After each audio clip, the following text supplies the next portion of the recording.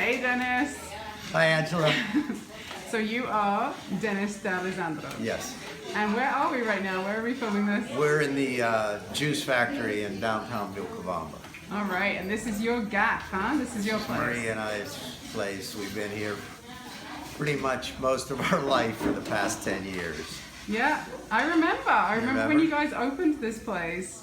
When we first came here, you were selling wheatgrass shots. We were selling wheatgrass, yeah, when we first opened. That's about all we had. We started out with just wheatgrass up at the market. Yeah, up at the 'Cause market. I remember seeing Matt there with a group of people. That was the first time I think I ever saw Matt. Yeah. And you. And there's Maria, your wife. Hi. And so, yeah, you guys have been in this location about 10 years, huh? Yeah, 10 years. Yeah. 10 years this October. And it really is kind of a foundational part of the Vilcabamba scene, huh? It seems like it has been. Yeah, it's a lot of the people that came here when we first opened are still coming. So it's been 10 years, and it's just grown and grown and grown since then. And you've been here a lot longer than that, right? In Vilcabamba. Well, the first trip I made to Vilcabamba was in 1977. Wow. And in 1979, I moved here. Okay. I've gone back to the States for long periods of time since 1979, but for the most part, we've both been here, yeah. Because Maria was born here. Right. So. And what brought you here back then in '77? Well, I was collecting plants when I came, and so between 1977 and 1979, I was making these 3-4 month trips back and forth from Ecuador to the United States, collecting plants all over Ecuador, mostly orchid plants. Ah, right, yeah. So over that period of time, I met people who were involved in the orchid world here in Ecuador, and at some point in that 2-year period, I got an offer to help initiate an orchid garden, a botanical garden here in Vilcabamba, and so that's why I came here, because the job was here, the project was here, and that's what brought me here. Wow. So I've worked on that project for almost 8 years straight.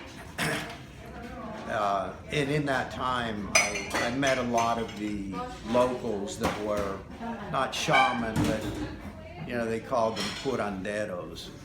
That was the term they used for healers here, and it was mostly all herbal medicine.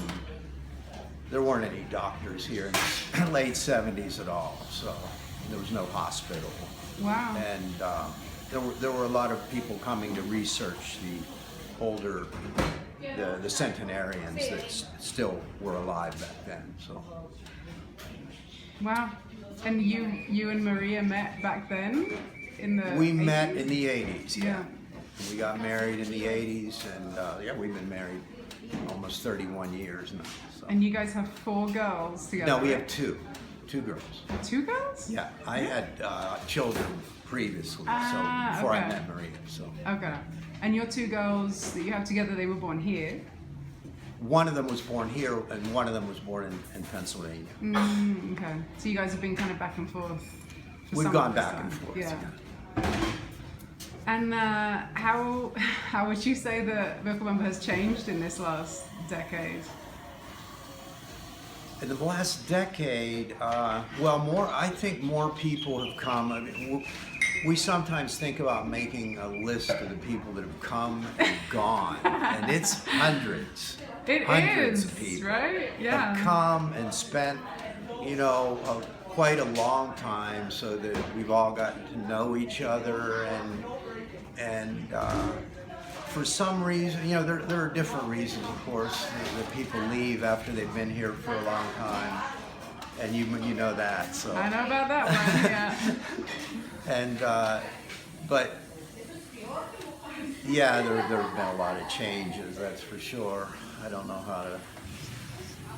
how to explain it, but it seems like there are a lot more people here than, of course, the foreign population has grown by the hundreds here over the past 10 years. There's no question about that. Yeah. Even though hundreds and hundreds have left, probably, you know, hundreds and hundreds more have come.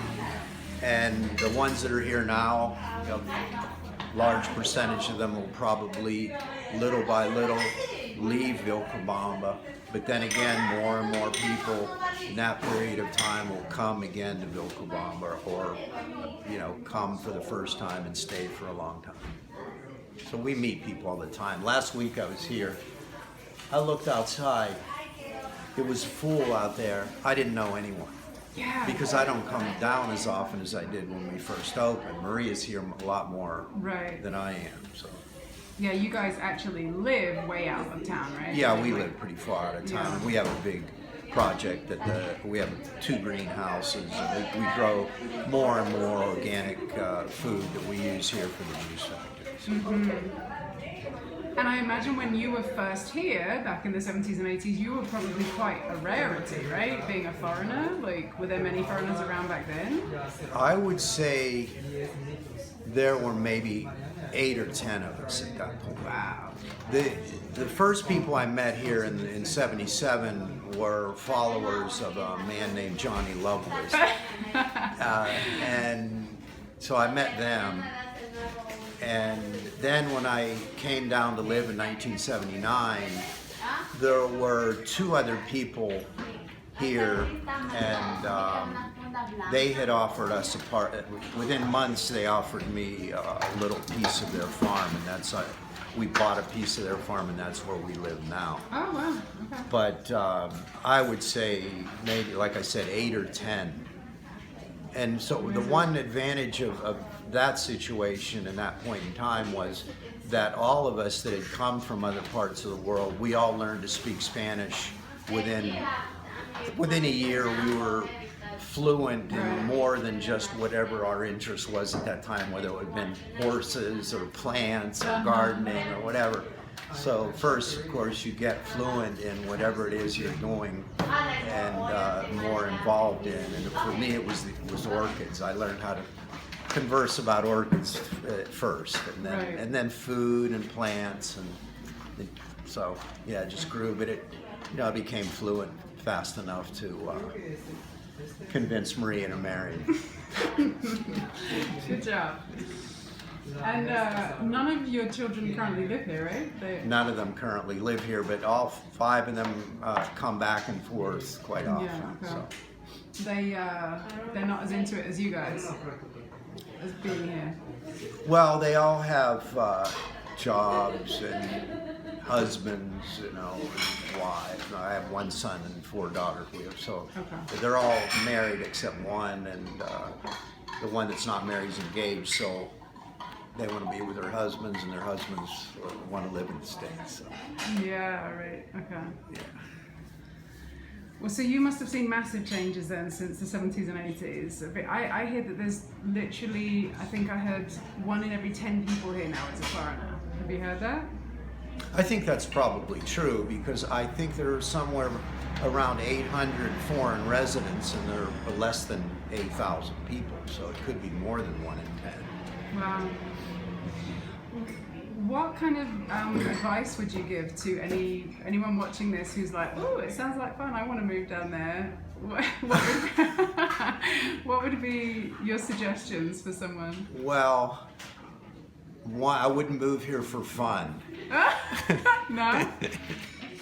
Yeah, I mean, there are a lot of reasons to move here. The air is still really clean, the water's clean, the food is, you can find quite a bit of, we have a weekly organic market now, which nothing like that was going on. When I first came in the 70s, almost every wall was painted with advertisements for agrochemicals. Oh, yeah? So almost all agricultural production was based around chemical cultivation, and now there are a lot more people involved in organic growing, and so there's a big movement towards organic growing. So I mean, if you want to come here for health reasons, it's a great international community, that we all support each other for the most part. And for me, I mean, I've been here a long time, and I've seen what it's like living in the United.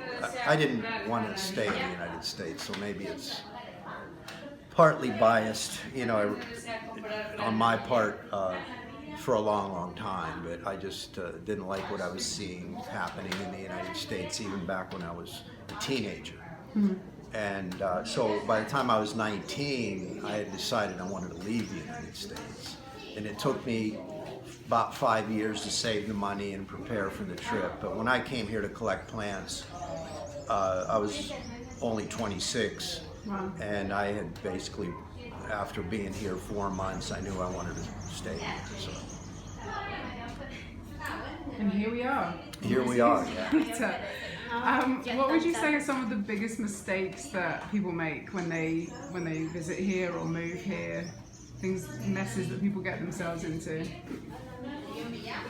Well, I would say a big problem, I don't know whether it's the biggest problem, but a big problem is people do fall in love with Vilcabamba sometimes right away and decide to move here, and they sometimes sell everything they own and move here, and then later on they end up realizing that maybe they shouldn't have done that. Mm-hmm. And I would say probably the language barrier and the lack of family and friends that they've known and lived with for most of their lives. The missing people and not being able to communicate well with the locals, that kind of makes it rough to stay here long term unless you really build some close friendships that you would consider family here. Mm-hmm. With us, I mean, I've always felt like I belonged here, so right. All my friends became family really fast, and then when Maria and I got married, you know, I became part of her family. So, right. Yeah. All right. Any final words, final thoughts, suggestions, tips? Tips.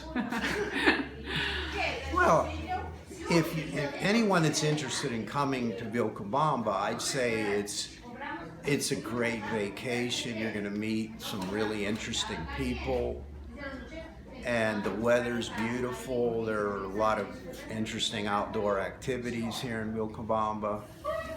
And you can find just about anything you might think, well, I don't think I could live without this, that, or the other thing. I think you won't have that problem here in Vilcabamba. So, all right. It's a great place to visit. Come to the juice factory. If you look at this venue, they got all kinds of juices and smoothies and amazing stuff. When we started, we just had 5 different smoothies and green juice, and that was really it. And then within the first year, we opened the back room, which is the health food store, and Matt was the first person to bring products back there. It was December 2012, I'll never forget it. It was completely empty back there. Yeah. Yeah. You remember that. So. I remember. Yeah. All right. Thanks, Angela. Thank you. Yeah. And thanks for being here and keeping everyone healthy all these years. Yeah, you're welcome. Yeah, it's our pleasure. We have a ball here. We love it. So. All right. Thanks, Dennis. All right, you're welcome.